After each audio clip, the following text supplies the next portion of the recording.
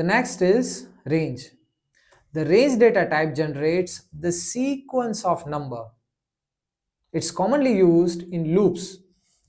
Let me give you an example. If you want to write range, then you're supposed to write range into the bracket 1 comma 6. Now if you write range like this, and this gives the output like this, 1 2 3 4 and 5. Here you have noticed something important. The AND value is not included.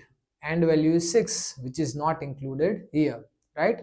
So remember that in range, whatever AND value you mention over here, that will not be included. And that is also the property of range. Now, other important thing about range is you can use range in step also. For example, if I write range like this, range 0 comma 10 comma 2. Now what does it indicates? First of all, starting character, then ending character, and then this is the step size.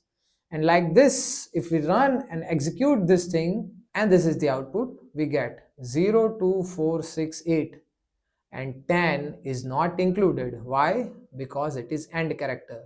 So you need to remember this thing, that in range this end character is not included in output. Now there is one important thing about this range is really memory efficient, and it is widely used for iteration purpose, right?